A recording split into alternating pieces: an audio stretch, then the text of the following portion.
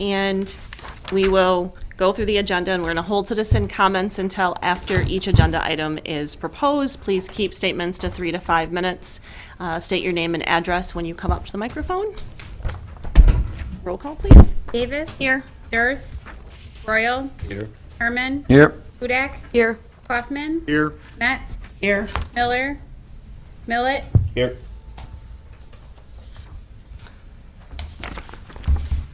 All right, any comments or questions about the March 11th minute? I'll make a motion to accept the minutes as mailed out. Second. All in favor? Aye. Any citizen statements for items not on the agenda? Oh, all right. Any old business? Nope. All right, first up, Lakeshore Park Master Plan. Ray? Thank you. Well, we are finally at the start of the public process for the Lakeshore Park. And tonight we have Smith Group, and they'll introduce themselves, but we have Nathan, Kathleen, and Greg. And they will, actually, I'm going to turn the meeting over to them shortly, and they're going to run the good portion of this. Just to give you a little idea how we got here so far, the Smith Group was chosen from approximately 9 different firms that sent proposals into the city. They have some works that they've handled in the past, or some projects they've done in the past that they're going to share with you tonight to give you a feel for some of the waterfront projects that they've been involved with. They will talk about the project schedule, which was included in your packet, and we distribute to all city boards and commissions. Hopefully you have gotten that as well.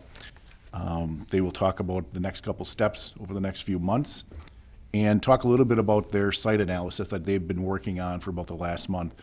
They met with our city staff from Parks Department, Engineering, Stormwater, Community Development Planning back on April 2nd, I believe. So we had a good meeting, pretty much a full day meeting with the departments, and gave them a lot of background information on the site.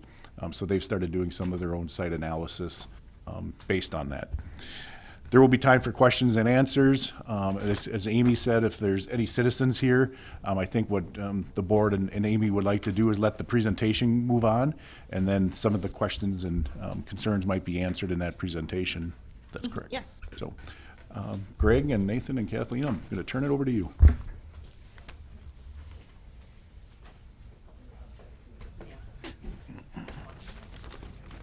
Thanks, Ray.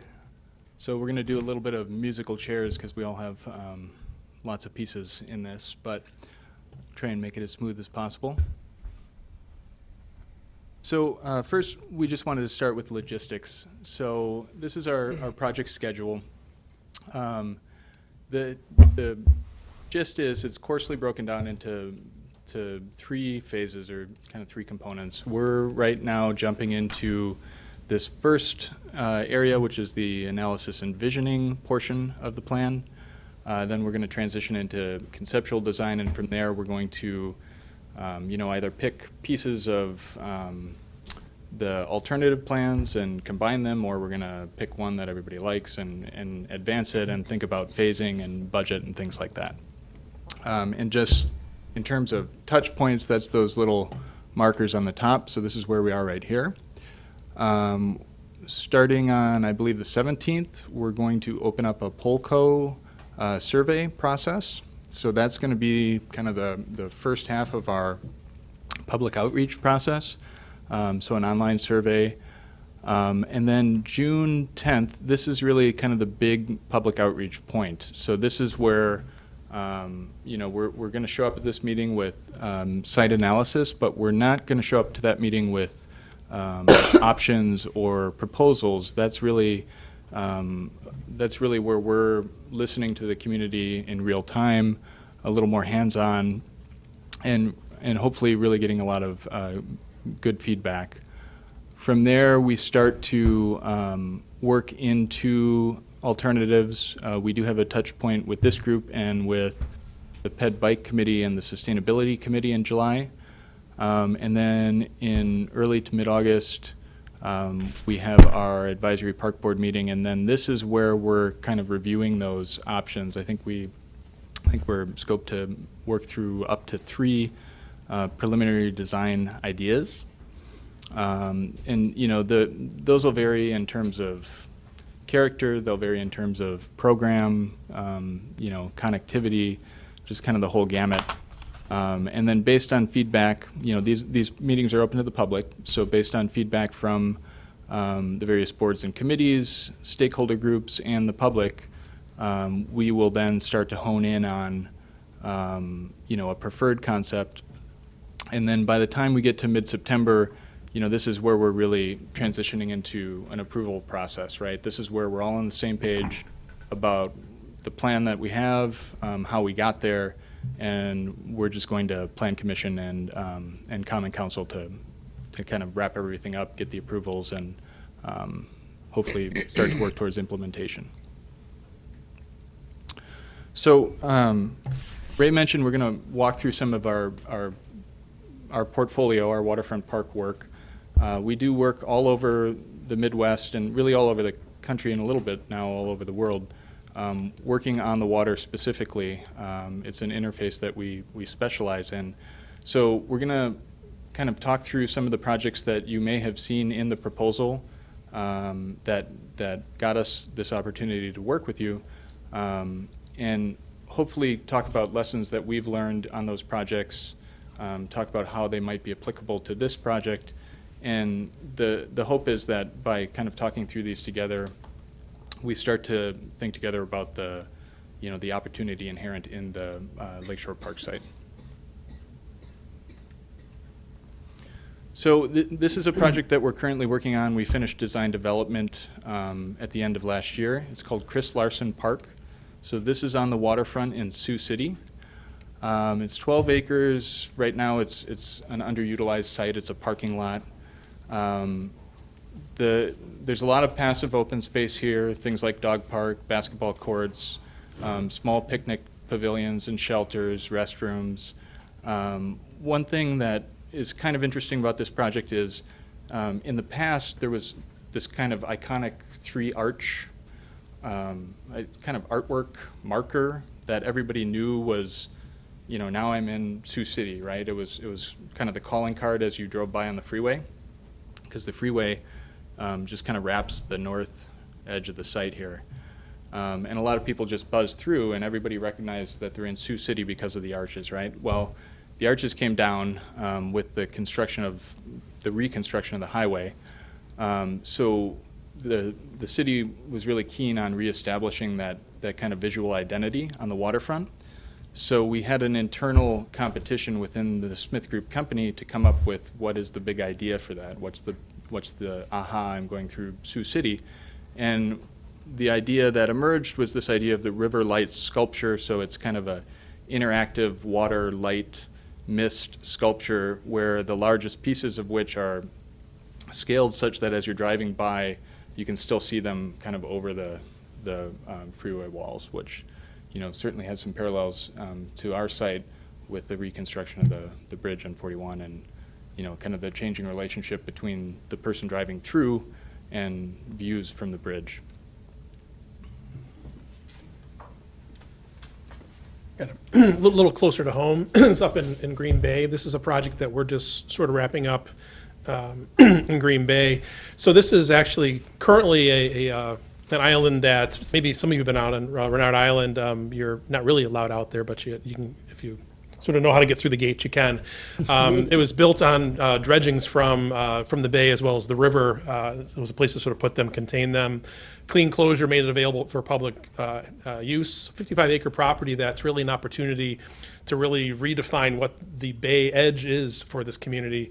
As I'm sure you're all familiar with Green Bay, there's been a lot of focus on the river, you know, re-engaging the river, but the bay itself is sort of the next opportunity. So this is actually adjacent to Bay Beach Park, amusement park. So you have, I think, roughly 2.2 million visitors a year that come here. So huge opportunity. So this was a process, like I said, we're wrapping up, done through an intense 3-day open public charrette process, and really trying to come up with a way that this can be this great passive-focused, again, parallels to the project here, passive recreation, nature-focused, but again, something iconic and something that also could start to generate some revenue and pay for itself as well. So balancing things like passive recreation, shoreline enhancements with things like transient or definitely transient. We're working on some of the details of marina and some of the development that would happen along it that could generate some rental revenues as well too. So kind of a neat project. Hopefully we'll wrap up soon and see if we can find some funds to build this in the near future. Another island, this is Chicago, a little different scale, 91 acres, former airport in Chicago. This is another case of, again, very passive. You'll hear some patterns here. Again, there's been a lot of feedback and just looking at the current property here of a desire to sort of bring back nature and think more passively has been some of the things we've been hearing. This was a case where how do we start to celebrate that as a new destination in a city that's full of destinations? So this is part of the museum campus in Chicago, adjacent to Soldier Field Museum, as well as the Adler Planetarium and the Shed Aquarium, and thinking of a way that this can be, in Chicago being a city that was trying to be the greenest in the world, that could have a park that was an emblem of that. So thinking about, trails and ways to engage it, and thinking about large gatherings, but also in a way that you could literally escape from the city with things like how earthwork was done and how water was handled and how, you could really bring nature back to the city in a place where you've had an entirely hardened shoreline over the many decades of its development. And kind of a little further from home, the parallel here. This is Middle Grounds for MetroPark, where I think the story here, there's some parallels to the bridge kind of going over on 41. How do you take a property and use park space itself on the water, one as a way to be to fill recreational programs, things like that, but also start to be a performance-based landscape in terms of things like stormwater. So this is a case where by designing, again, a whole series of engaging recreation activities, kayak launches and trails, flexible lawn spaces, things like that, but thinking about how water is treated from the adjacent bridge and some of the land as well, that we can actually treat that water coming off the bridge and capitalize on it for things like kayak runs and things like that as well too. So thinking about this not as just a park, but as a way that can actually provide a broader community benefit in terms of stormwater management and infrastructure.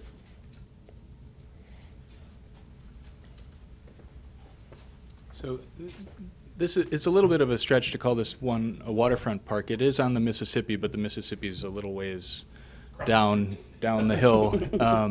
But this is Dash Park in Onalaska. The cool thing about Dash Park is that this was a exemplary public-private partnership project. So this park was built, was funded and conceived and ultimately built via donations by the owners of the Festival Foods grocery chain. So this is their hometown. This was one of the ways they chose to give back to their community.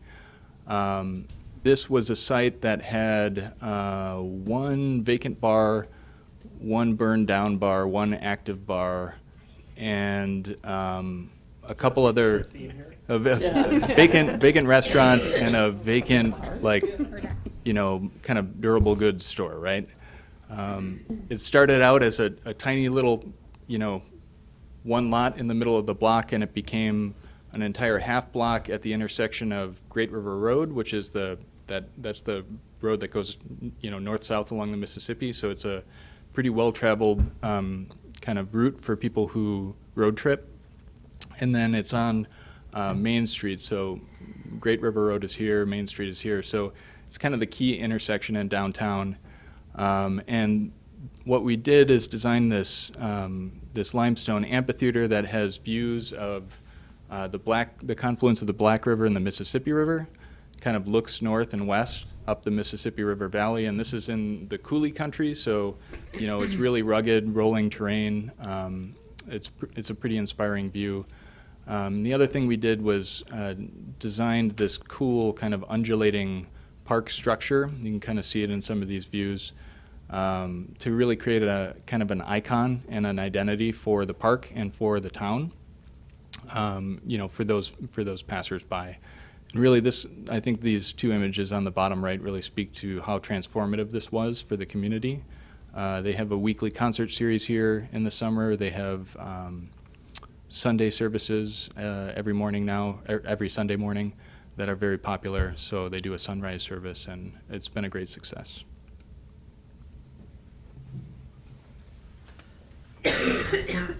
Milliken, this is a piece of the Detroit Riverwalk, which is a major transformation that's been going on for decades, that we've been a key piece of, really from the start. It's another great partnership. In this case, it was a partnership with a challenge grant process with Kresge. So finding a way to leverage city dollars and grant dollars and really transform a piece of waterfront that was, at a time that Detroit was sort of finding itself, and you kind of see where we've gone since. But I think the story for this piece of the Riverwalk and this piece of Milliken was, again, trying to find a way to bring a bit of nature back. This is actually an urban state park.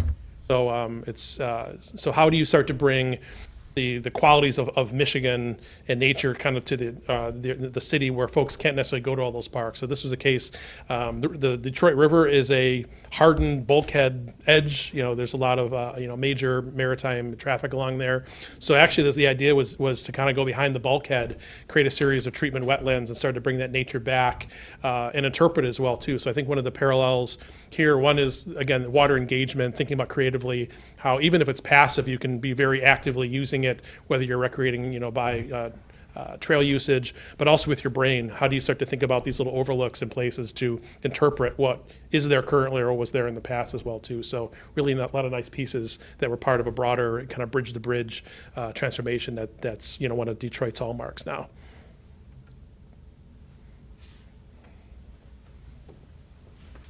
So North Beach in Racine is a really big waterfront park for a city of Racine's size. Racine's about 85,000 people, and this beach is on the scale of what you see in Chicago, like Montrose Beach and North Beach and things like that. Montrose Beach and what's Oak Street? Oak Street. And so, it's 600 feet deep. It's almost a mile long if you include Zoo Beach to the north. And you can kind of see that the center of the beach almost looks like dunes and park have been photoshopped out, and it's just kind of an expanse of sand. So we worked with the city and worked through a public outreach process to think of a way to realign how vehicles and people move through the site so that the roads that were separating the green kind of upland park from the Swimmers Beach could be shifted around to allow the green upland park to engage the back beach. We kind of took over some of the underutilized back beach space and reappropriated it for picnicking, games, things like that. And ultimately, this is another example of one of those projects where we're targeting a public-private partnership to try and get some headway on what they're imagining as their phase one project, which is kind of the beach house replacement. So the current beach house is pretty in rough shape, and so they're looking to replace restrooms and lifeguard facilities and things like that, but then also kind of leverage that investment to try and get more energy down in the beach. Get people down there for concessions, for kayak and boat rentals, potentially incorporate a restaurant, things like that.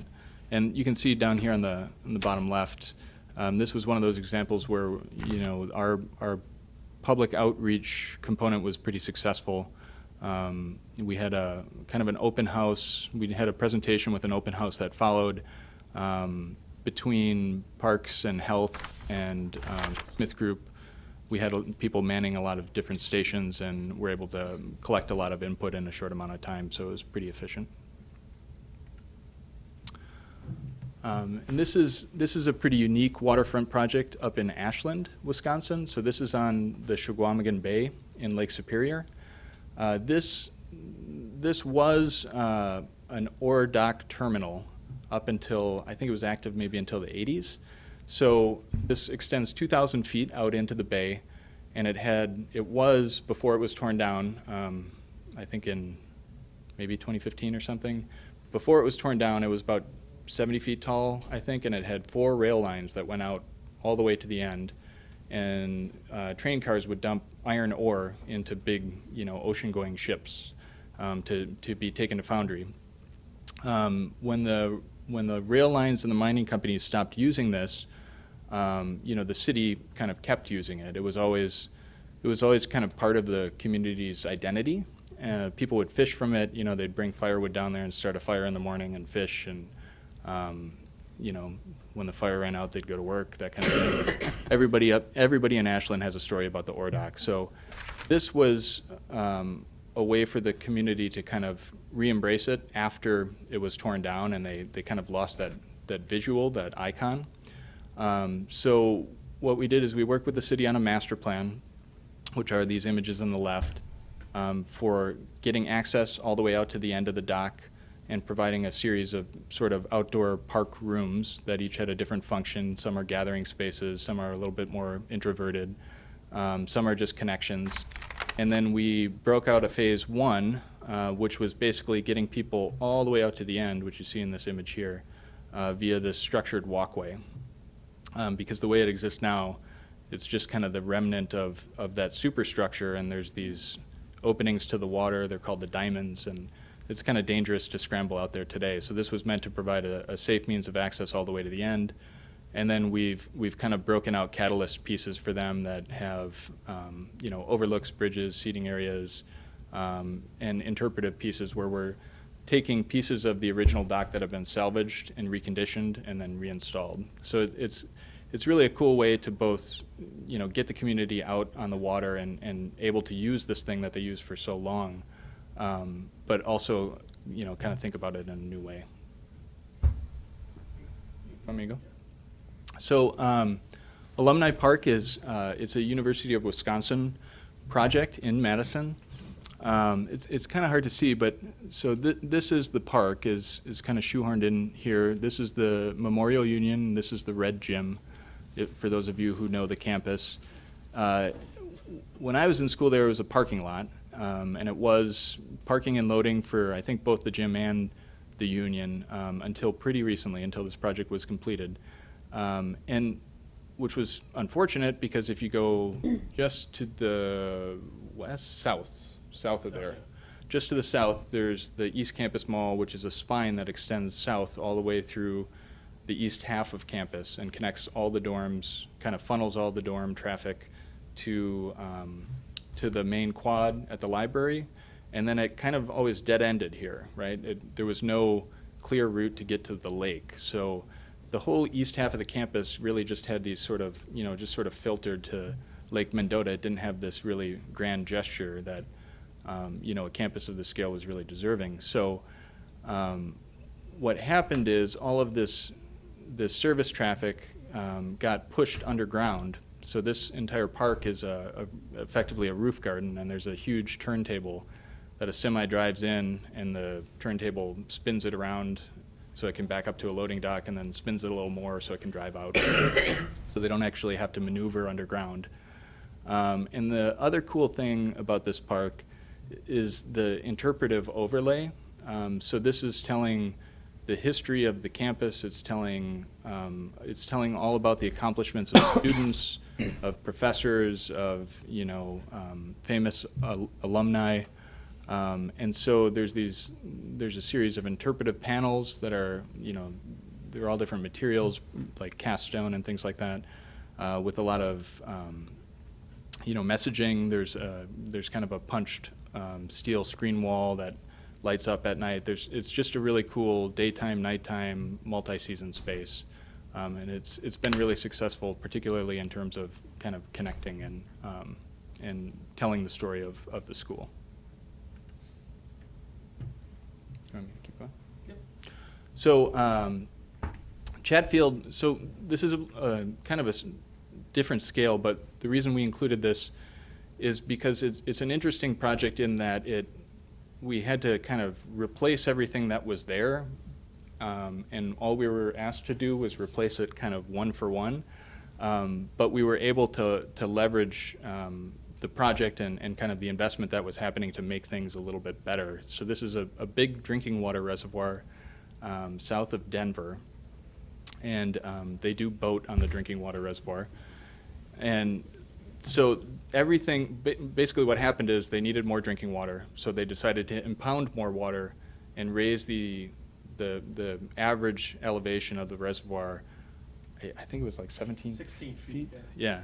So everything that was on it, swim beaches, marinas, boat launches, parking lots, picnic areas, natural areas, everything basically had to get moved up and back. And everything, you know, that was in place was now under, you know, 0 to 15 feet of water. So it was an interesting project in that, you know, you're kind of taking the footprint of everything and being asked to move it, but at the same time you're taking advantage of the opportunity that it has to be rebuilt to make it that much better. And so, you know, all of these spaces flowed better. The beaches were more accessible. There was more space for the various program elements. So it was kind of an interesting project when you think about, you know, the footprint of the site that we have to work with here. And there's certain things that, you know, we're already talking about leveraging, reusing, or expanding upon. And you kind of think about the memory of the site and being able to leverage that to make something better. This one? You can keep going. So I think this might be our last one. So Toledo East Riverfront is kind of an ongoing project, about 70 acres. So scale-wise, I think pretty close to what we have, if you know, including the Oshkosh Corp site. We threw this one up there because, you know, we've been thinking about this. We've been hearing a little bit like both, and we'll get into this, but public response and some staff input and even sort of our gut reaction to the site in a way as being a little bit more natural, a little bit more passive. This, I think you can think about as being the other side of the coin, you know, the other end of the spectrum. This park is very, very heavily programmed.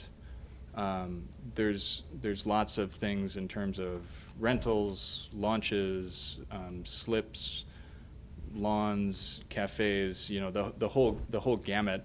And so very heavily programmed downtown park.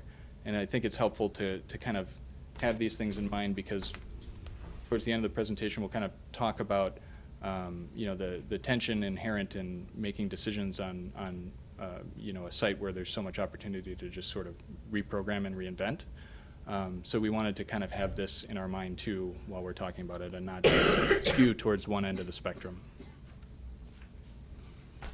And then lastly, we just threw this in. This is Concordia, which is a awesome bluff stabilization project, but just it turned out really, really well. But the reason we wanted to bring this up is to talk about restoration and kind of, you know, natural environment, habitat restoration, things like that, but more specifically, keeping in mind as we talk about the park, how people get to the water. You know, right now, there's a road and parking and kind of, you know, pretty dense feral band of vegetation along the water. So there's an opportunity to re-engage it, and I think throughout this process, we have to keep that in mind and think about where do we get people to the water? Where are they above it? Where do they touch it?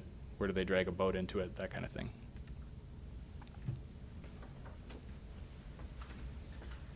Hi, I'm Kathleen Duffy. I actually grew up in Oshkosh, so I'm thrilled to be back and working with my teammates, Greg and Nathan, on this wonderful project. It's a really exciting opportunity for the city, and I'm really just thrilled to pieces to be able to help partner with the city and all of its residents to come up with a cool solution. So when we were writing the proposal, I actually used my parents' and my brother-in-law's Facebook to kind of get some ideas from people. So we started the conversation a little early, which helped us pepper our proposal with some ideas, and that's continued. So when we were here for the State of the City, we started soliciting feedback then. And starting to get some comments. And then we were here as well about a month ago, as Ray mentioned, meeting with with his staff and with other city staff. So ideas are percolating. Everyone's been thinking about this for a few years. So we just kind of wanted to share to date some of the things that we've been hearing. Here we are taking a site walk. Our weather timing couldn't have been better, although it was snowing on April 2nd. Shortly after this picture was taken, it was relatively unmushy out there as we were traipsing through what used to be a golf course. It was a very pleasant day for us to at least kind of get some ideas of what it feels like to be out there, what it feels like to hear the highway traffic rushing by when you're up on a hill, but then when you're down low, not so much, and walking along the water and seeing the process of Oshkosh Corp's headquarters being built, and driving around from the other side where people were fishing and picking up litter as we were there. So it's all been percolating in our brains a bit, and meeting with staff was really beneficial, and we're excited to be here tonight to get a little bit more feedback from you guys as we gear up towards the visioning. So some of the kind of topics that have been percolating, like I said, to the top through Nathan and Greg's kind of portfolio chat that we just had. You got to hear some of these things, and so we're kind of balancing this passive and active strata of how far we want to go with things. But I think it's history as a golf course, as a cultural asset to the community for so long, is a unique opportunity, looking at the Heritage Trail and building upon the area's history and native populations as well. Could have some really cool interpretive historical kind of opportunities. Thinking about some sort of event space, so not to the scale of the Leach Amphitheater, but a much, much smaller event space, potentially with some kind of amphitheater outside, but also some sort of four-season shelter. Thinking about public art, how can art rotate in from other parts of the city, or could there even just be art in the park that is also usable space as well, so the park itself becomes art.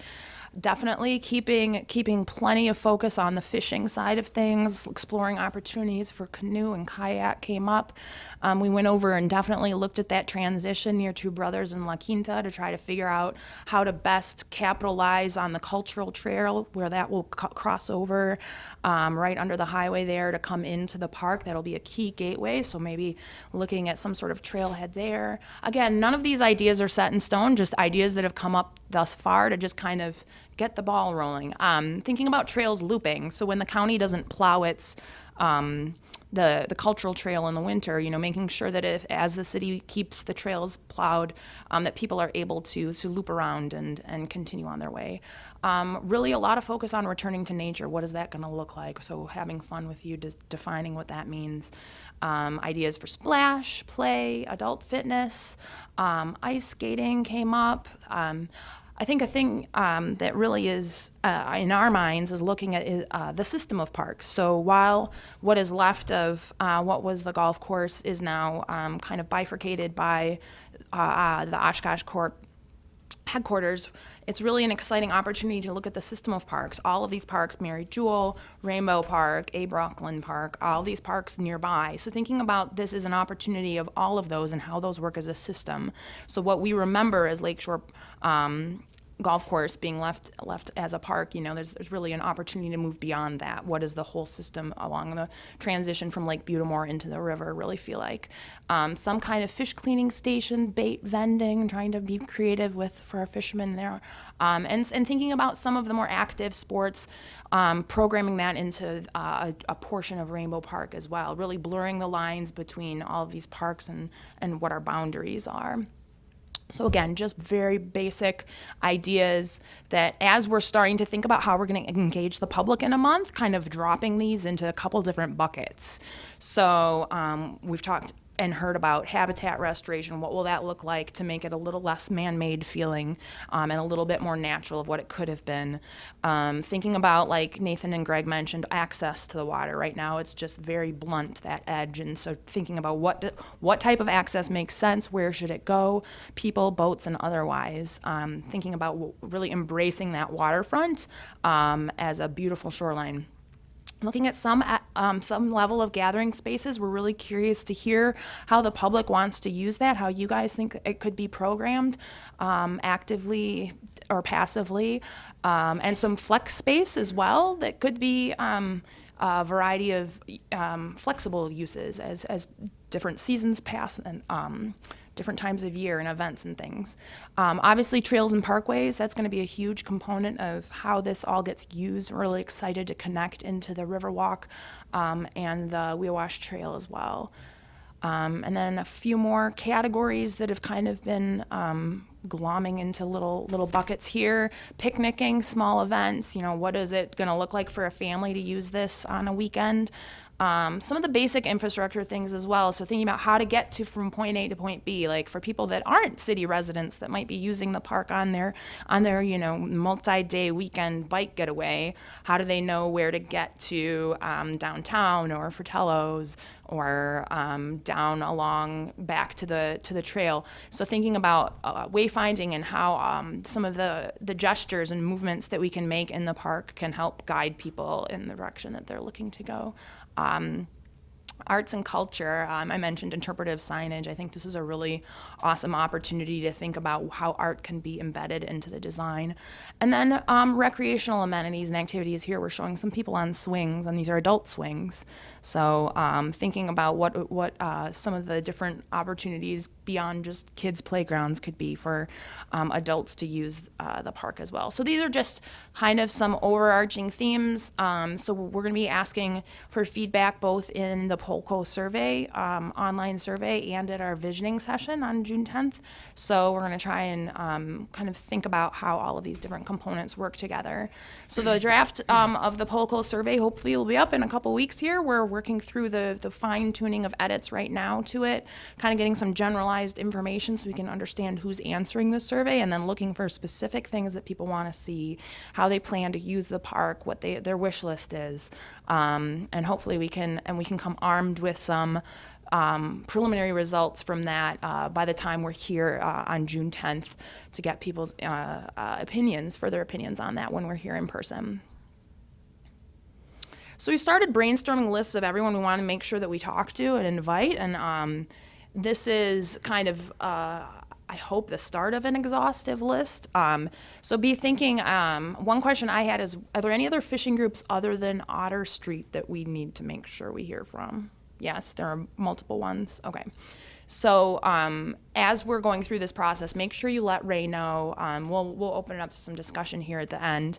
But we're developing this list of stakeholders, making sure that everyone's voice is heard and we understand how this park can really be an intersection for all of the institutions and people who are potential users or neighbors, especially neighbors to the park. So as we further on our conversations today, maybe we can find out if there's anyone else we're really missing.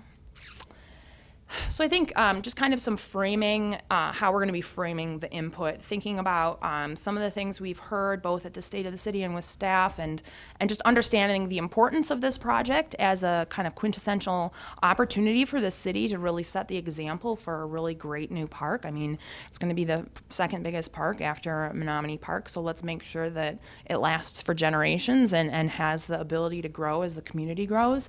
And so thinking about some of these broader overarching goals and metrics of making sure that we're thinking about all of the different components that go into it in terms of kind of some overarching principles, celebrating the waterfront, acknowledging culture and history, thinking about the ecology, making sure that the way that the what used to be a golf course now can maybe have a greater partnership with nature and the environment.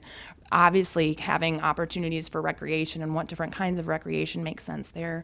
Looking for partners. Are there people that can help fund implementation and use of the park?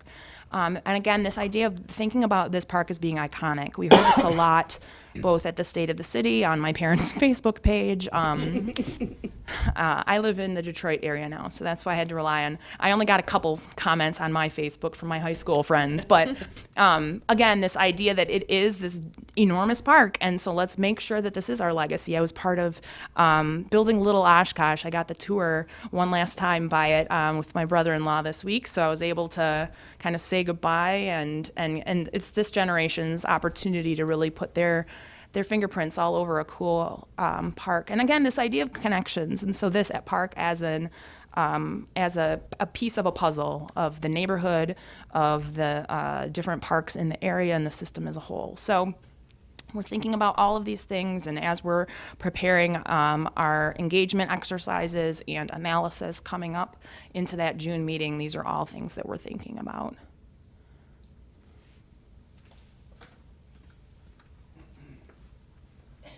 So Ray mentioned that we started to think through site analysis, which we have started to think through. So we'll just kind of really quickly run through some initial thoughts. In some ways, this is less kind of the official site analysis that we'll present at the public visioning workshop. This is a little bit more, I think, kind of capturing our reactions to the site and to the conversations that we've had so far. So a little bit, higher level, I think. But here's the site, right?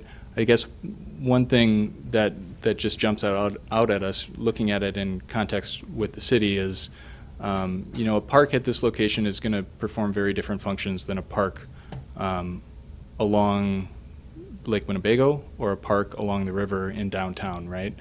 There's kind of this spill out of energy when you're right in downtown on the waterfront that we won't have here, and that's going to ultimately inform the character of what's planned and designed. And then just kind of zooming in a little bit more, just for orientation, the highway, Oshkosh Ave, crossing the river, and then this is the site. It's important, as we kind of move forward, to think about the project site in context with the park system as a whole. So this is our site here. This little space in the middle is the Oshkosh Corporation property. And the thing that, the first time we started looking at the project site, the thing that jumped out at us was the connectivity to adjacent public open space.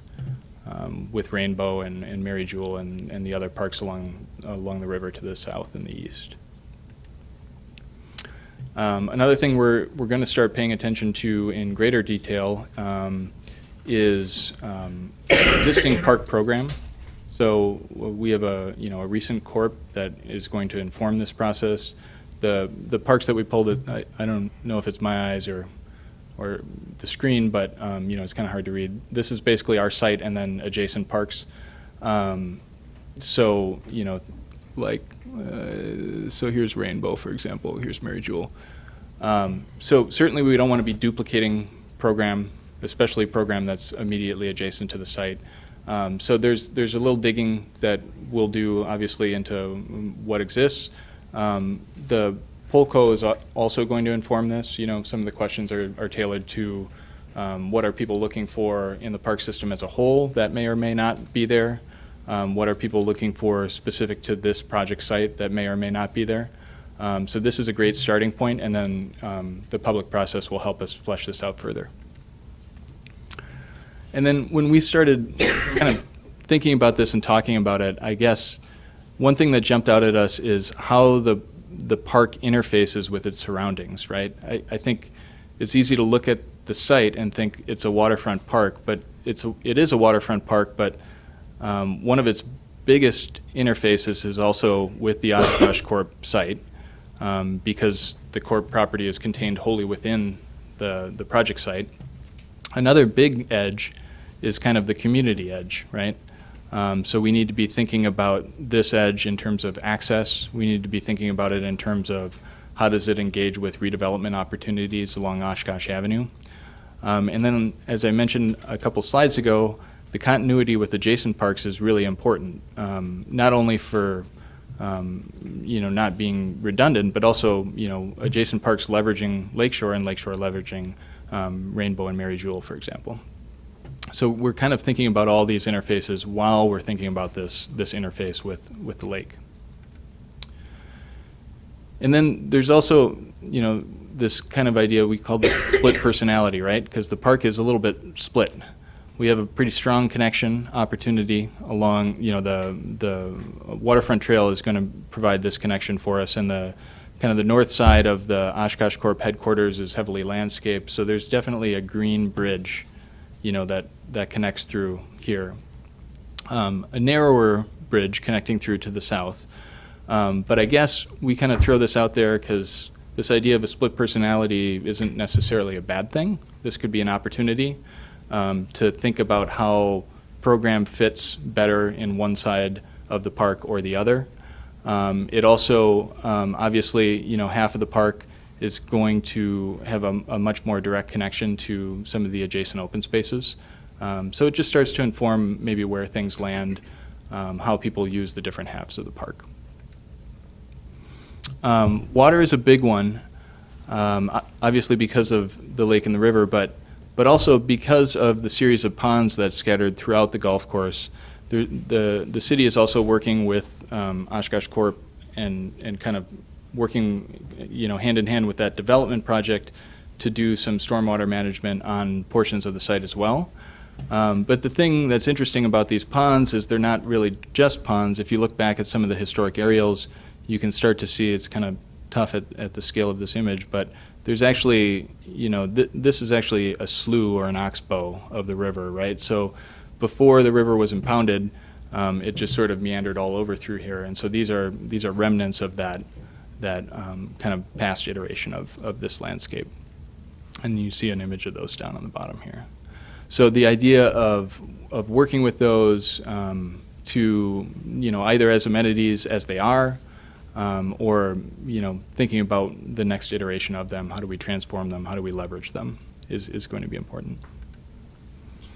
And then topography is a big one. When we went out on our site walk, we kind of parked down here in the southwest corner of the site, and then this little cluster of topography is a berm. That's this little hill here behind the tree.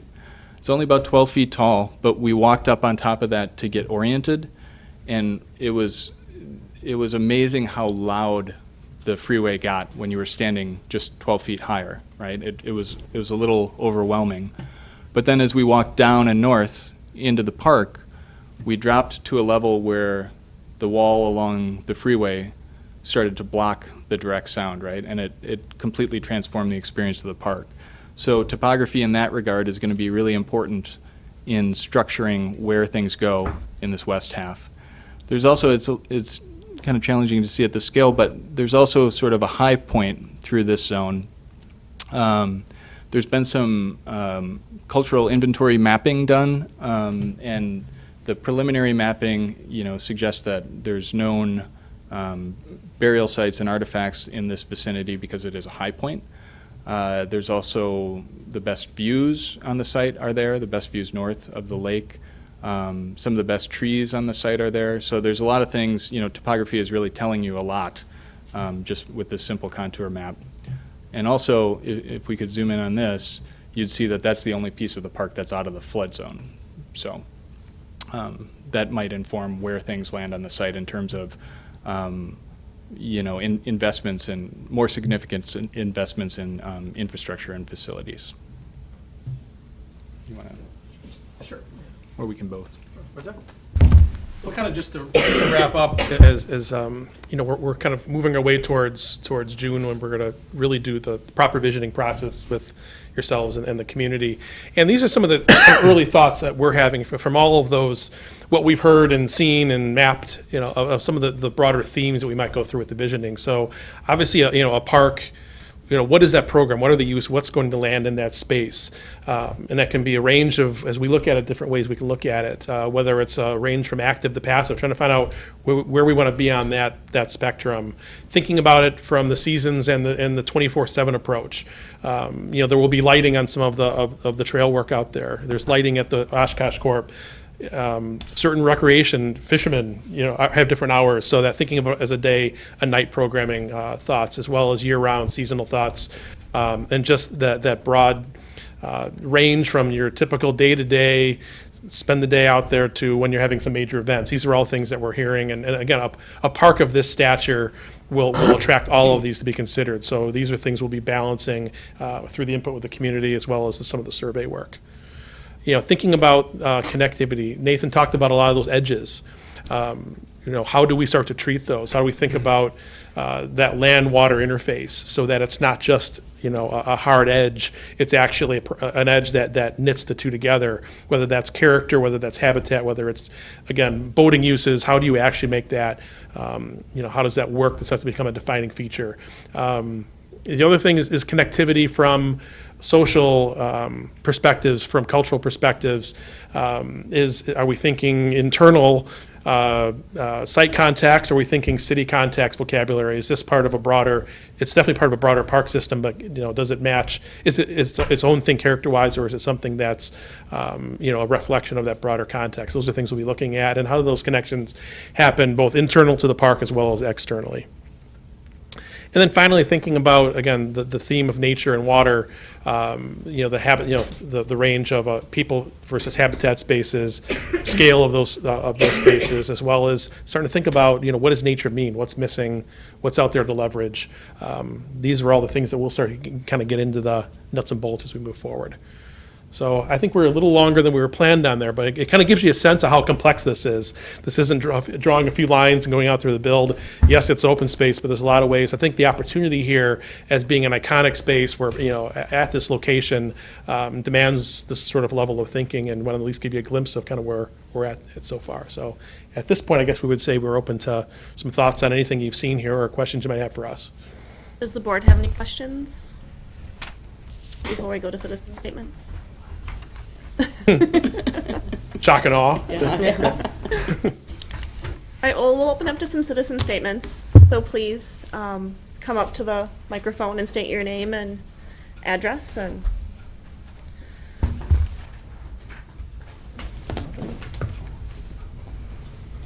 Kathleen Propp, 1936 Hazel Street. I appreciate very much this being on the first Monday. Thank you. And I like what I've seen here. I like the broad vision, the fresh look, the creativity. I think you're going to do good work for us. So, thank you.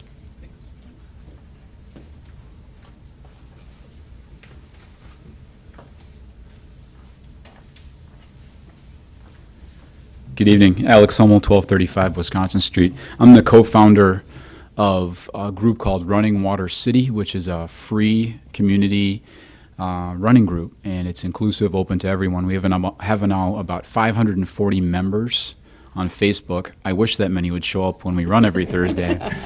But we've got about a good, in the summertime, 40 or 50 people who join us on a Thursday evening, and we like to use this community's assets to their fullest. And I just want to say this is very exciting. We look forward to the opportunity to run through this park, and we hope that it includes, multifaceted trail system. Obviously, it's going to feature the river walk and connect to that system, which is fantastic. I can tell you that we try to run on that every week when we can, and it's beautiful. It's distinctive. I also come from Eau Claire. I'm a fan of some of the comeuppance of mid-sized cities in Wisconsin, like La Crosse, Wausau, Eau Claire, La Crosse, Wausau, some of those.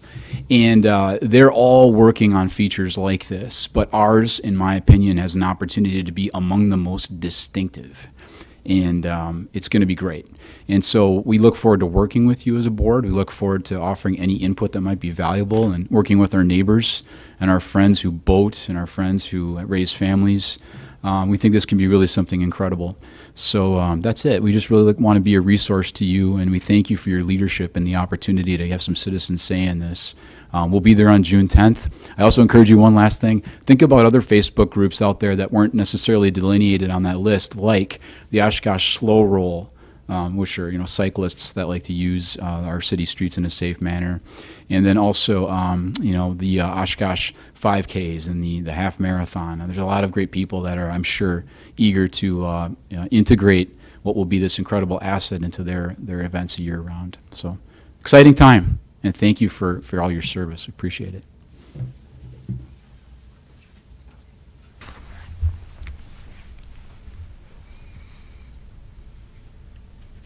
Any other statements? Back to the board for any questions?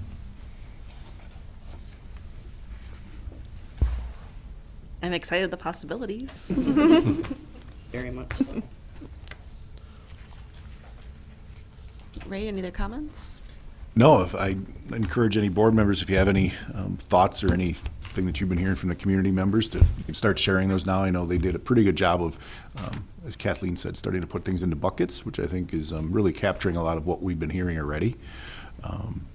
So I think it's we're going to really get the public involved in these meetings. The public is invited to all the meetings, whether it's a joint meeting, again, with Bike and Ped and Sustainability Advisory Board. There's always public comment taken, and I had a discussion with Amy. We're going to continue that, obviously, throughout the whole process. But as Smith Group had mentioned, June 10th is really the visioning that'll take place by the community. And the June 10th and June 10th and July 8th meetings, location to be determined yet, because we do expect a larger crowd, so stay tuned. We may go to the convention center or a school district site, possibly out in the community or whatever that might be. So the next 2 months will not be here at this meeting room, because I think we're going to need much larger space based on the input. So encourage any board members, if you have any comments to Smith Group, feel free. So that. All right. Anything else? Okay. Well, then we will move on to our next agenda item, capital improvement. Well, it's that time of year for us. We had to get the capital improvement plan for the next 5 years into the city manager last week. So what we wanted to do was bring this forward and give you an idea. What we did was started with the CIP that we provided to you last year. There's a number of projects that were not approved for 2019, so most of those projects are either bumped back to 2020 or 21 roughly. So we'll go through those. This again is kind of, as we met as staff, kind of how we felt prioritization should go. We in the past on this board have moved things around based on our discussions, so we'd love to do that. I'd really like to focus on the next 2 years, because that's what the city manager and the finance director and the common council try to do, is balance out the next 2 years. Obviously, if there's something in the 3 following years that you really have a strong feeling about moving up, we can have that discussion. But what we'd like to do, and I do take this to the common council when they have their budget deliberations. They enjoy getting this from this board and seeing the priorities. So we'll change it from the top saying prioritized by staff to prioritized by the advisory parks board. So if there's no questions, I'll start going through. The first item. Ray, before you move on, just on the Parks Department building renovation phase 1, is that what we were given at council a couple weeks ago about adding on that CIP? Or is that moving forward what I suggested, which was looking at building a new facility for Parks Department? Yeah. What's listed as number 7. Right. For the rest of the board, one of the goals for the city manager over the last year or so has been to assess certain city facilities, and the parks building, as well as City Hall and the public safety building, and I think the fire department is going through a building assessment study now. Those were the top buildings that we looked at that needed some major renovations or rebuilding. So the council had a workshop on that a couple of months back, and then there was at the last council meeting, a report by the city manager on some costs that may occur over the next 5 years, possibly if we do nothing with our building. Hopefully, if you haven't been to our building, you'll get there. You'll see that it's not really meant to be a functioning Parks Department building any longer. It's not feasible, not efficient. The public needs to have a better building, I think. We need to have a more efficient building. We currently have staff scattered throughout the various parts of the city. So back to Mr. Herman's question. This phase 1, as I called it, is really getting a design, or I'm sorry, not design yet, but getting the one property to the south of us purchased and demolished, but it does include some dollars for getting an initial design going as well. And I would encourage any Parks Board member that hasn't been to the Parks Department, take a little time to go there, because it will be important for this board to weigh in as it comes forward to council. I'm encouraging our council members to look at building a new building in the next 3 to 5 years. And I'll just jump ahead on that, Steve. If you take a look at 2021, one of the items that the council's talked about is phasing this borrowing in over 2 years. The building study or the assessment that we had done, we're looking at about a $6 million project roughly. So it would stay on that site. That we looked at essentially saving the bones of our building, the metal structure, the I-beams, and essentially building around that, but then adding on to the south a little bit. For about another $1 million, a new building was the preferred option, is what we presented. So if you take a look at 2021, our proposal right now is to do $3 million in borrowing in 2021, which would get the process started, and then the second year of borrowing in 2022. And after the council meeting last month, they directed the city manager and the finance director to look at options and ideas on how to possibly get this done, as Mr. Herman said, over the next 3 to 4 or 5 years. So it's now up to them to bring some ideas back to the council. So you'll see that throughout this document. What we did as staff, we focused on, and we heard this throughout our comprehensive plan updates and the master plans that we do, focus on maintaining what we currently have before we add more that we can't maintain. So you'll see as we go through this, it's a lot of maintaining what we have, but then we do add in projects like the Lakeshore site, parks that have been recently dedicated to the city, starting to look at developing those, because we can't forget about those either, because we do have residents moving into those areas. So our top priority project is the Congress Avenue tot lot. We had hoped to do that this year, but that's one of the projects that got bumped back. And actually, we're meeting with the neighborhood association from that area of the city this week. They are considering putting this request into one of their grant requests through the city for dollars for the neighborhood associations. So if that takes place, this might be a project that comes off of our list and gets funded in another manner. And we should know that, I would think. Those requests are due June 1st by the neighborhood associations. So shortly thereafter, we would have some kind of idea.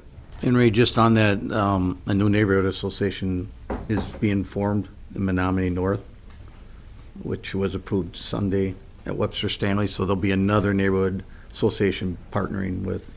And that was, I think it's between Menominee South and Miller's Bay, right? There was Correct. a little bit Yeah. of a Hazel, it starts from Irving, goes up to New York, includes all that section along Menominee Park, and then goes to Broad Street along the railroad tracks back to Irving. Okay, good. So there'll be another one that will be wanting to work in partnership with the park. Our next project is Rainbow Memorial Park improvements, design services. If you recall, the Rainbow Memorial Park master plan was completed a number of years ago. The reason why we are really looking to have this project included next year is the trail system connection between Lakeshore Park into Rainbow Memorial Park. There's grant funding and design dollars that are being allocated for that in 2020 with a construction project in 2021. So what we're trying to do is get the design of any improvements to Rainbow Memorial Park next year in our budget, so it coincides then with the construction of the trail system in 2021. If you recall, this was mainly dollars focusing in on improvements around the boat launch area, improving the boat launch, getting the traffic flow away from the launch so that people that are launching their boats are not congesting the traffic. There was discussion, or is included in the plan, to get rid of the existing shelter restroom building and add just a restroom facility down there. So we can talk more about that, but right now it's more of the design services for next year is what we're proposing. The Lakeshore site development, we know that by the end of this year, we'll have a master plan with some type of phasing. Right now, based on the council in the future, or as part of this process giving us direction, we are recommending using the proceeds from the sale of that property to develop the property. Although the council has not given us that direction yet, through this process, that discussion will take place, and hopefully that's what will be determined. Again, we just put in $2 million. As we go through the planning process, we'll be able to start focusing on some of those projects that we could look at developing in next year and the next couple of years. We try to do at least one ball field and update each year. West Haven Circle Park is the one that we are looking at for next year. This would include new infield, new backstop, new fencing, essentially a renovation of that entire field. Next item is Spanbauer Field, the restroom renovation. The council has been very supportive of doing one restroom renovation each year. When we first did our corp back in 2010 and 11, that was probably one of the biggest things we heard from the community was your restrooms need to be updated and made better. So the council has been doing that since 2012. We've done one restroom renovation or constructed a new one each year. With the field renovation taking place at Spanbauer, we really see that restroom being more heavily utilized. So that's the one we would like to focus on next year. West Haven Circle Park, the play equipment and surfacing. This is some of the older equipment that we have out there, so this is one of the projects that we'd be looking to replace that equipment. As we talked about, the Parks Department building renovation Phase 1. As long as we're doing a lot of the work at West Haven, we try to do park lighting in one of the parks each year, and so we would look at possibly improving the lights and replacing those in West Haven Circle Park. Stevens Park was one we had recommended for this year that got bumped back, so we're leaving Stevens Park in there. We have talked with the planning staff and that neighborhood association to possibly apply for some grant funding to assist with that as well. And then we're looking at some funding, just allocating funding for some zoo improvements. We've got some fence upgrades we need to take care of. We've got some path work that needs to be taken care of, and some of the exhibits need some updating. So a lot of the projects that we've completed over at the zoo have either come out of the zoo fund or have been heavily donated funds. So this would be a portion of funding from the city going into the zoo for some of those improvements. So before I go on, if there's any questions or any strong feeling about shifting any of the projects around, we can have that discussion. Good question, Ray. You mentioned that $250,000 is going to be used for purchase of a property to the south. Is there obstacles to that, or potentially that would mess with your timeline? We don't think so. And Stacy actually looked at these numbers last year during budget time to make sure that they were still good. What we'd be looking to do is purchase that property to the south, which would allow us to expand our parking lot to the south. And then we would add an addition onto the site or add the building into the existing parking lot. So we don't foresee that. The owners there have been, since I've been here, have been every year stopping in asking, when are you going to make the expansion? So they know it's potentially happening. So it's no surprise at this point.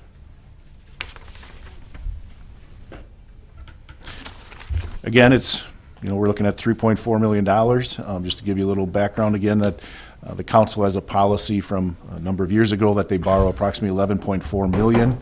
Off of that $11.4 million, nearly $4 million comes right off of there for street projects.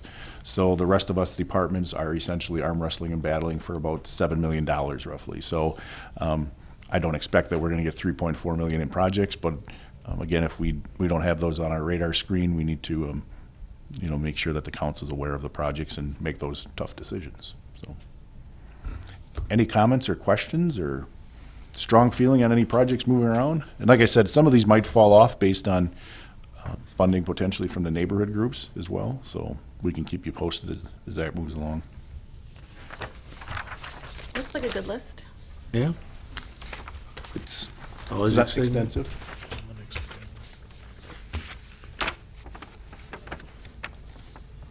But, yeah. Chad was just mentioning again the Lakeshore site development, that $2 million. As we put the request forward, our request is to utilize the sale proceeds from that property. So that $2 million wouldn't be part of that 11.4 that the council borrows essentially for projects. Moving on to 2021, I'll go a little bit quicker through these because again, we do want to look at the 2 years, but this one's a little further off. As we talked, Rainbow Memorial Park improvements, this would be what comes out of that design that we're asking for next year. While we're doing the improvements there, we would look to replace the play equipment and surfacing at Rainbow. We talked about the Parks Department building renovation, year one of 2 borrowing potentially. Next item, South Park tennis courts. I just drove by those today. They're in dire need of reconstruction. What we'd be looking to do there is similar to what we did at Menominee Park. We would include some pickleball courts there, reducing them probably by 1 tennis court and adding 4 pickleball courts in that area. A number of playgrounds that have old equipment that we need to start looking at replacing. These are getting up to be about 20 years old. We try to replace them every 15 to 20 years. 44th Parallel Park and Row Park, the equipment and the surfacing. When we look at the Menominee Park Master Plan, looking at design of the parking lot there and the Reitz Fields improvements. Again, this is a project that has been in our plan for quite some time and continues to get pushed back. But as we get into the ball fields and again the launch and the conflicting parking areas there, it is really something we need to start to consider. So this would be the design of that.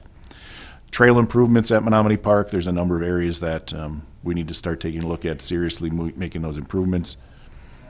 We do have it in here, Quarry Park restroom would be the one that we'd hopefully update that year. Quarry Park has been used quite heavily now by the youth football and the youth soccer groups. And so there's been more requests to say, can we have the restrooms open to the public? And they're in such bad shape that we really haven't had them open. 44th parallel again, not only the play equipment, but that's the one we would look at doing the lighting replacement. And then at the Riverside Cemetery, every other year, Bill requests $25,000, which he uses with our streets division to do some road repaving. So we had that funded in 19, so we're requesting in 21. Ray, would there be I don't want to say a Band-Aid, I guess, but maybe a Band-Aid approach for the Quarry Park restrooms to get them open so they can be used? I mean, is there something kind of like a minimal that needs to be done that could be done? If there's that much use there? I'd have to turn that to Chad. The one thing we talked about is some of the other groups, the youth baseball groups and other ones, because they primarily use those, they have in the past put portable toilets there, at least. We can look at it. To be honest, I don't know if there's an easy Band-Aid. Yeah, 'Cause okay. It's been a very old building. And I know it's been an old building. It's been a while since it's been open. We can look Okay. at it. I'm just saying if the use is there, and maybe if the clubs would be willing to maybe help out a little bit, they could get it open at least until we can do something better. We can take a look at it. Any questions on any of those projects or anything anybody would like to see move around again? If not, we're going to change the top to prioritize this by this board. So we can just go through the next 3 years. You'll see the list of projects gets a little bit smaller. The dollar amount doesn't change a lot because we've got some big projects. But in 2022, this would be year 2 of the borrowing for our parks building. The Menominee Park improvements, again, the design work the previous year. Abbey Park play equipment and surfacing and walkway. Fugelberg Park would get the new lighting. And then West Haven Circle Park splash pad. This would be a new add to the park. We've heard a lot from the people that live on the west side of 41 that they enjoy the splash pads and they would like to see one on the west side. So that project has kind of moved around for the last number of years, but we have included it as well. 2023, what we refer to as Parkside B, which is the new park that was dedicated over on 9th and Clairville. That development is currently under construction, so we need to start planning for some improvements to be in that park. So these are pretty much just earmarking some dollars, whether it's playground equipment and pathways or whatever it might be for grading and seating, those types of things. Roosh Park development, as you recall, we did a master plan out there. So we're looking for some funding to start doing some of those improvements, mainly trail expansion and some potential lighting that we had talked about. Parkside A is down on Ripple in Oregon. Again, a park that was dedicated as part of the multifamily development going on there. So we need to start looking at getting some amenities into that small park area. We're starting to put in some Menominee Park Road reconstruction dollars. You'll see we put it as phase 1 here. We're just essentially throwing out there about $500,000 to come in and start doing some of the roads. If you've driven through there, the roads are in terrible shape. We get complaints constantly about those and the natural speed bumps we have there. Just for everybody's reference, Oaks Trail on the far north side, that is in this year's budget for repaving. And Bill has been working with the streets division to get that scheduled. So you'll see that taking place this year. Tech Miller Park, the tennis courts there, we need to look at the resurfacing of those tennis courts. That should be done every 10 years or so. It probably will be about 15 to 20 years since those courts were reconstructed by the time we get out to 2023. Red Arrow Park lighting, even though we're uncertain about what's going to happen out at the park, there's still lighting that will be needed out there, and so we're looking at potential replacement of that. It would be, again, Riverside Cemetery Road repaving year. And then Stegbauer Park, we've had the request for considering a small restroom shelter building there just based on use. And we'll touch on that a little bit later, but you'll see the playground equipment has been removed and that project is moving forward this week. And I think you'll start seeing new stuff arriving there potentially next week. I have a dumb question. So when you say all this park lighting replacement, you mean just putting up some poles and that? everything. New poles, we've got some older fiberglass poles out in the parks. Kids rub their hands on and get fiber slivers, basically. But we replace them with our electric division with LED lights, so much more efficient. They're actually the lights that go in the newer subdivisions on the west side as well, that the Barks Board, probably about 5 or 7 years ago, said that we want to have those in the parks. They're the acorn-style lights. Okay. So new poles, new lighting. If there's conduit or anything that needs to be done in-ground, we try to include that as well. Are you doing any solar? We haven't yet. Our electrician has looked at some. He's still not comfortable. There are a couple sites we've talked about experimenting, especially in parks that we can't do a lot of ground disruption because of an old landfill or some things that we can't be digging in. So those are some of the sites we would start taking a look at, possibly those. We actually had some discussion maybe out at Rouge Park might be an opportunity as well to try those. So we're working with the electricians to get their comfort level. So we're looking into it.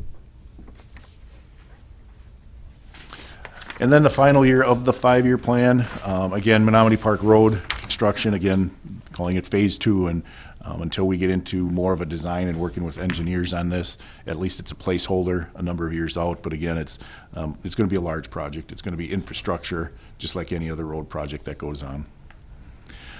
West Haven Circle Park, tennis court reconstruction, 44th parallel tennis court reconstruction. Both of those were completed the first or second year that both Chad and I were here, and that was 2010. So we're looking at 14 years out. And again, we should be doing resurfacing at least 10 years, 10 to 12 years roughly. Stevens Park, same thing, tennis court reconstruction or resurfacing.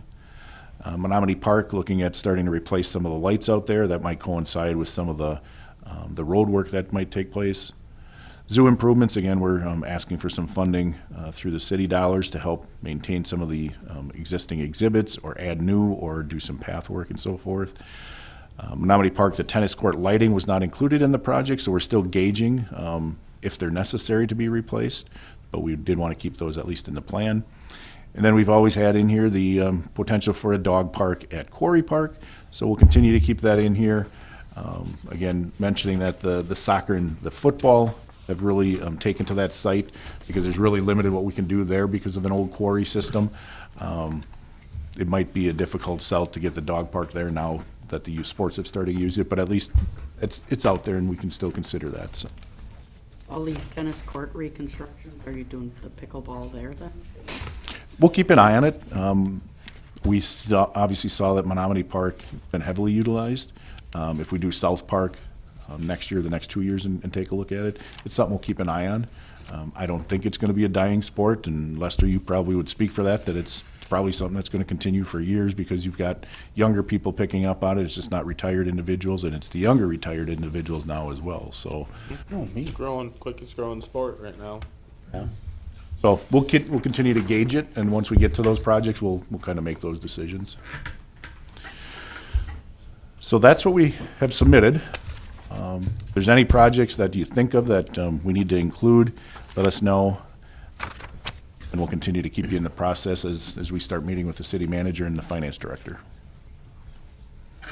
Looks good. All right, well, you're up for, I'm going to keep it brief because I think a lot of my stuff will overlap with Chad's. Probably seen or heard in the news about the fireworks, the 4th of July Festival Foods fireworks show being moved to the Pioneer Island. The council gave us that direction at their last meeting that they supported that, so we're working with that direction. And one of the biggest obvious reasons is Hazel Street being under construction all summer. Our police and fire really felt for public safety we had to take a look at another option. In addition, we've got a new event that's going to be taking place on the 4th at the Leach in Riverside Park. So it would be a great viewing spot for individuals downtown. We talked a lot about parking. We're meeting, a lot of the departments are meeting within the next 2 weeks to talk about logistics and how it's going to affect each department, whether it's streets, police, fire, parks, transit. So we're going to start coming up with a game plan on how to handle all that. We intend to put out some maps showing where public parking is available, or there may be some lots that the RDA owns that citizens can park their butts on with chairs instead of their vehicles. So we're trying to identify locations for both viewing as well as parking. But we really took a look at a lot of the parking, that there's probably more public parking and lots in the downtown area compared to Menominee Park as well. So that's a big one. The trail that we talked about getting completed with the Hazel Street project was approved. We worked with the finance department as well as with Bike and Ped staff and transit staff to come up with some dollars in everybody's budgets to kind of put towards that project. So as the Hazel Street reconstruction is going on, you're going to see that the trail from Merritt all the way up to Parkway, Irving, all the way up to Irving will follow along Hazel as well. And then, as Steve had mentioned, we're going to try to make that trail connection in the next couple of years out in front of Bella Vista going towards the gazebo so that the loop system will be in place. Eagle exhibit, the three-party agreement between the city, the community foundation, and C.R. Meyer was approved again at the last council meeting. So that project continues to move forward. I'm going to let Chad talk about some other projects. Really what I try to do is get the project off the ground, get the funding set, and then turn it over to Chad or Bill or somebody else to really run the day-to-day of each of those projects. So I don't want to overlap with them, and I'm done talking. All right, Chad. I think first off, it would be nice if it stopped raining for a couple weeks so we could do something, but it's, I shouldn't say not do something, but keep moving with different items that we have on. Just to highlight some of those projects Ray talked about, but the Stegbauer Playground project is actually coming along very well if you've been by site. Hopefully we'll do some concrete work this week. Next week, the installation of the equipment. Then it needs a little bit of time to cure before the poured-in-place surfacing goes in. The ultimate goal is, weather permitting, of course, be open before Memorial Day if everything comes together well with that project. But it's turning out very nice so far. West Haven restrooms, West Haven Park restrooms are out of commission for the season. We'll just be getting bids out here relatively soon for the reconstruction of that. Again, back to the CIP, that's one of those renovation projects that we go through for ADA compliance and efficiency, the whole works. It got off to a late start in regards to some of the floor that we had in there was shifted considerably, and we had to wait till the frost was out in order to examine what our needs were going to be before getting the bids out for this. So that's a part of the delay process that'll be hitting the streets here next week. This Saturday, I believe, is the first posting of that going out. So looking for that to take place, but the people that utilize that facility in that part of the park, it's going to be a little challenging yet this summer without having that service there.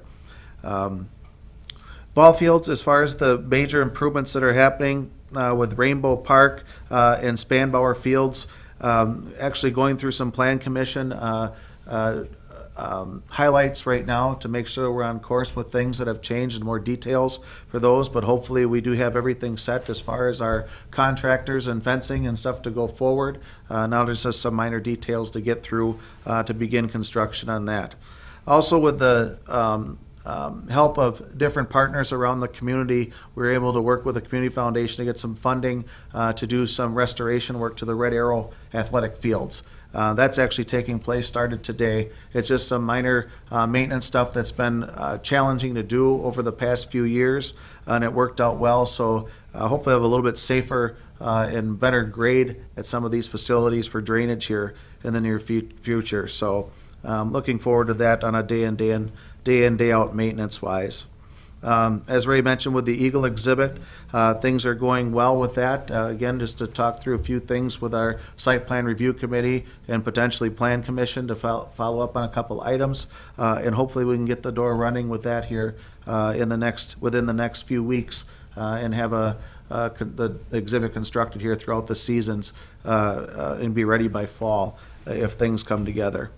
Operationally wise, it's just been a challenge right now with as wet as the ground conditions are. These warm weekends scare you a little bit when it comes down to turf areas and where you could end up mowing or what you can't mow to stay up on the green space from that. Athletic fields have already been a challenge. It's also deterred some of the special events like the boating tournaments of where they can park and do things. It just adds a lot of challenges to the grounds that we have. The zoo opened up this past weekend, and what a great weekend to have for weather-wise. I think within a kickoff to some athletic field tournaments. So things are in motion here. All of our park restrooms are open for people to use. Trails are open, of course, and looking forward to a good spring and summer. Hopefully people get out and enjoy and get out from under the shell from winter right now. It'd be nice. So for the one day we had spring so Yeah. far. So, but I don't know if anyone has any questions or anything, but that's about for my report. Chad? Yeah. Bill? Yeah, thank you. I had passed around a schedule of the Menominee Park shoreline maintenance plan they have for the summer. So if you have any questions, you can refer those to me. Seems like they have a pretty good plan for how to proceed with maintenance of that site. Excuse me. Few things that we've got going on. Obviously, it's a busy season for the forestry and landscape operations as well. This year, we were very fortunate to have 3 grant projects related to tree planting for the community. The first one we worked on with Ann Schaefer, and she helped develop the project proposal, and we have $5,000 to spend on tree planting along the River Walk in the Morgan District. So the stock will be coming in for that project hopefully this week. So as conditions dry out, we'll be starting to install some trees down in that section. Our tree planting request projects are underway currently. Every year we get a fair amount of individual residents who would like to have trees planted adjacent to their property. So we're currently beginning to fulfill a lot of those orders. We are also ready to roll as soon as the ground dries out a little bit on the William Waters Plaza redevelopment. So we're working very closely with planning and the neighborhood association down in that area to install some plantings. Chad's team is working on the site amenities, the benches and the chess tables and that sort of thing, getting all those assembled. So we're hoping to have everything kind of ready by about June 1st when they're having kind of a neighborhood celebration down there. So keep your eyes peeled for the developments down in that area. So it should be rather nice and kind of a nice use of that space there. So the other major challenge that the forestry unit has been dealing with is we had a lot of emerald ash borer found over the course of the winter. Some of the areas we were projecting it would be fairly heavy infestations from last year. At this point, we have about 35 fairly large ash trees, mostly in the West Haven neighborhood, that we're working on removing right now. So just encourage any residents who are in that area to also kind of take a look at some of their private trees as well, because likely there's probably going to be some infestation in those as well. So we're still doing a fairly extensive treatment program. We have about 600 trees under treatment. Some of the green ash, though, that we've seen the emerald ash borer now are not under treatment just due to some of the structural deficiencies and because of some of the larger sizes too, they get very expensive to treat. So our preference is to actually remove and replace.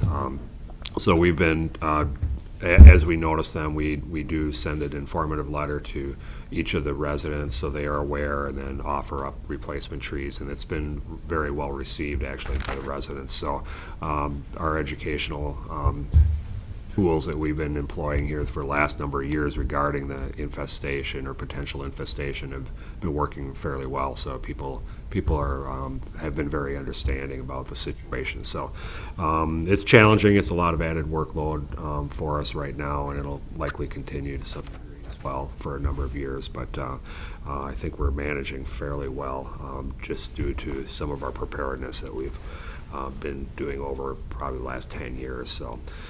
That's Bill, essentially what trees are you replacing with?